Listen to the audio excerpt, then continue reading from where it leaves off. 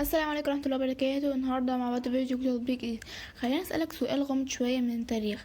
ازاي كان في فنانين عباقرة زمان محدش سمع عنهم غير بعد ما ماتوا؟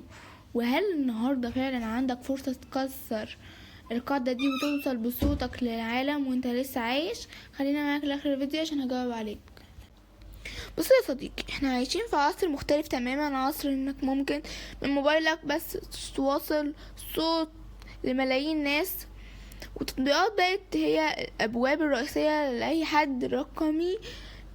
واحد من اهم التطبيقات في المجال ده هو تطبيق ديردر ميوزك. التطبيق ده ببساطه بيخليك تنشر اغانيك على منصات عالميه.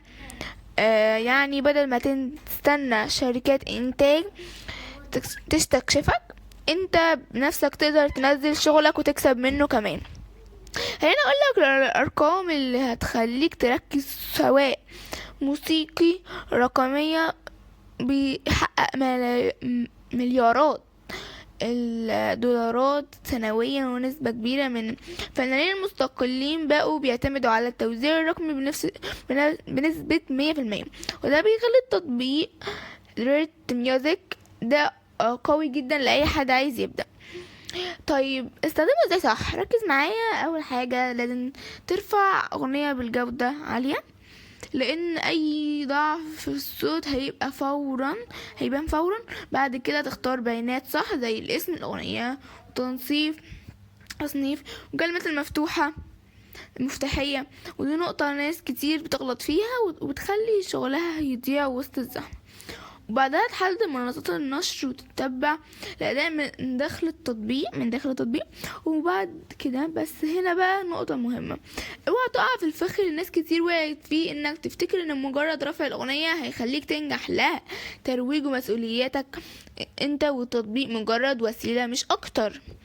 من المميزات اللي ناس كتير بتتكلم عنها بقوة سهولة الاستخدام وسرعة النشر الأغاني، وانك بتحفظ بنسبة كبيرة من الارباح مقارنة بالشركات التانية الانتاجية التقليدية. لكن العيوب، ودي لازم اقولها بصراحة، في شكاوي من دعم فني بطء جدا، وفي ناس اشتكت ان في تأخير في سحب الارباح احيانا، وكمان في الرسوم السنوية لازم تدفع عشان تفضل محافظ على نشر اغانيك.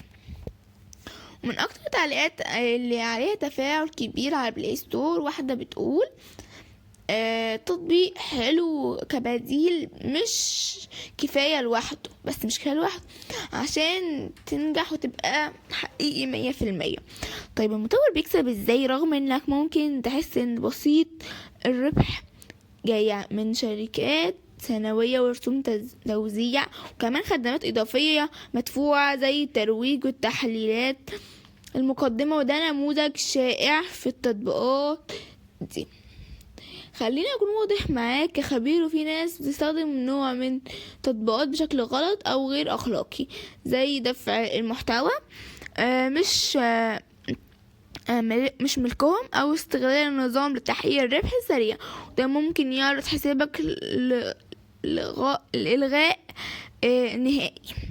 طيب لو عايز بدايل، عندك وده قوي جدا في شفاي سريعة، تيون كور ده حلو جدا.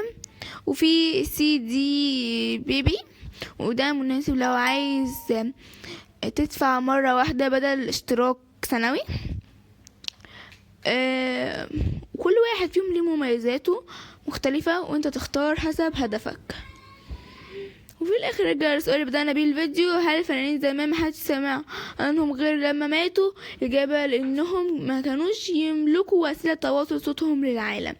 النهاردة وسيلة في ايدك، بس النجاح مش في التطبيق، نجاح فيك انت.